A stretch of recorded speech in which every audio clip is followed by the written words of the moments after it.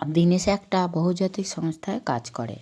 কাজের চাপে প্রায়ই অফিস থেকে ফিরতে রাত হয়। আজও তার ব্যতিক্রম হয়নি। যখন সে তার অ্যাপার্টমেন্ট ফ্ল্যাটের সামনে পৌঁছালো, তখন ঘড়িতে রাত 2:15। পুরানো আবাসন, নিস্তব্ধ। দারোয়ানটা হয়তো কোথাও ঘুমিয়ে পড়েছে। দীনেশ ক্লান্ত পায়ে লিফটের সামনে গিয়ে দাঁড়ালো।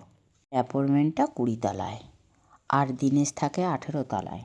লিফটের বাটন টিপতেই শব্দ করে দরজা খুলে গেল। দীনেশ ভিতরে ঢুকে 18 টিপল। লিফট উঠতে শুরু করলো। 5 তলা, 8 তলা, 11 তলা। হঠাৎ 12 তলায় গিয়ে লিফটটা এক ঝটকা দিয়ে থেমে গেল। দীনেশ অবাক হলো। এই মাঝরাতে 12 তলায় কে নামবে বা কেই বা উঠবে? দরজাটা ধীরে ধীরে খুলে গেল।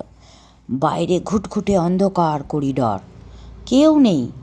দীনেশ বিরক্ত হয়ে ক্লোজ বাটন টিপতে যাবে, ঠিক তখনই দেখলো একটা ছোট্ট মেয়ে করিডরের কোণ থেকে হেঁটে লিফটের দিকে আসছে। মেয়েটার পরনে সাদা ফ্রক, মুখটা নিচু করা। দীনেশ ভাবলো হয়তো কোনো প্রতিবেশীর মেয়ে। সে মেয়েটির জন্য দরজা খুলে ধরে রাখলো। মেয়েটি ভেতরে ঢুকে এক কোণে চুপ করে দাঁড়ালো। দীনেশ খেয়াল করলো মেয়েটির কোনো ফ্লোর নাম্বার টিপল না। লিফট আবার চলতে শুরু করলো। দীনেশ আয়নায় মেয়েটির প্রতিফলন দেখার চেষ্টা করলো, কিন্তু অদ্ভুতভাবে দেখলো আয়নায় দীনেশ একা দাঁড়িয়ে। মেয়েটির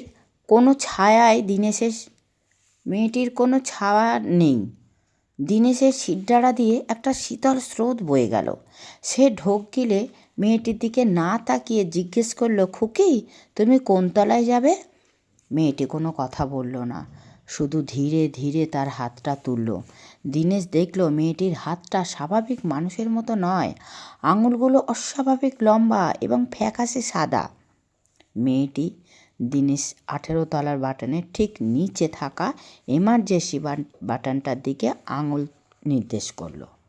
18 তলায় এসে লিফটের দরজা খুলতেই দীনেশ দ্রুত বেরিয়ে যেতে চাইল, কিন্তু তার আগে সে নিজেকে সামলাতে না পেরে একবার মেয়েটির দিকে তাকালো। মেয়েটি এবার মুখ তুলল। দীনেশ দেখল মেয়েটির মুখে কোনো চোখ বা নাক কিচ্ছু নেই, শুধু চামড়া, মসৃণ চামড়া। আর সেই চামড়ার নিচ থেকে অস্পষ্ট গলায় একটা শব্দ ভেসে এলো, তুমি তো দরজা খুলে দিলে, এবার আমি তোমার সাথে কোথায় যাব? দীনেশ চিৎকার করে নিজের ফ্ল্যাটের দিকে দৌড় দিল। ঘরে ঢুকে হুড়মুড় করে দরজা বন্ধ করে দিল সে। বুক কাঁপছে, ঘামছে প্রচণ্ড। ভাবলো সব হয়তো মনের ভুল। শান্ত হওয়ার জন্য সে বাথরুমে গিয়ে চোখে মুখে জল দিল। তারপর আয়নায় চোখ মুছতে মুছতে হঠাৎ দেখল তার নিজের কাঁধের উপর দিয়ে সেই ফ্যাকাশে সাদা লম্বা আঙুলওয়া হাতটা উকি দিচ্ছে। আর কানে কানে কেউ ফিসফিস করে বলছে, লিফটটা তো নামিয়ে দিলে, এবার ঘুমানোর জায়গাটা কোথায় দেখাও। দীনেশের পুরো শরীর জমে পাথর হয়ে গেল। সে আয়নার দিকে তাকিয়ে দেখল সেই চোখ নাকহীন মুখটা এখন আরও স্পষ্ট। চামড়ার নিচ দিয়ে কিছু যেন একটা কিলবিল করছে। দীনেশ পিছু হাঁটতে চাইল, কিন্তু দেখল তার পা নড়ছে না। মেঝের সাথে কেউ যেন তাকে আঠা দিয়ে আটকে দিয়েছে। দীনেশ সর্বশক্তি দিয়ে চিৎকার করার চেষ্টা করলো, কিন্তু তার গলা দিয়ে কোনো শব্দ বেরোলো না। আয়নার ভেতরে সেই ছায়াটা ধীরে ধীরে আরও স্পষ্ট হতে লাগলো।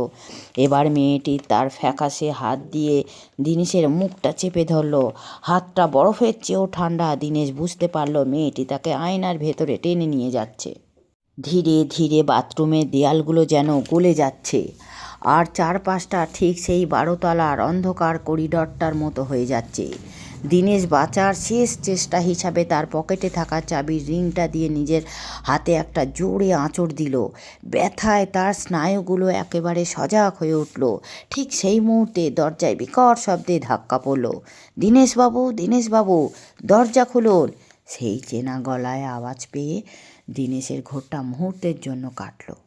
সেটা ছিল আবাসনের সিকিউরিটি গার্ডের গলা। এক ঝটকায় দীনেশ দেখল সে বাথরুম নয়, বরং লিফটের ভেতরের মেঝেতে পড়ে আছে। লিফটটা 18 তলাতে দাঁড়িয়েই আছে, আর দরজাটা বারবার খোলা আর বন্ধ হওয়ার চেষ্টা করছে, কারণ দিনেশের একটা পা দরজার মাঝে আটকে ছিল।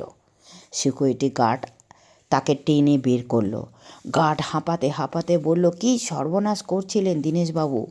আপনি 12 তলায় নেমে গিয়েছিলেন কেন?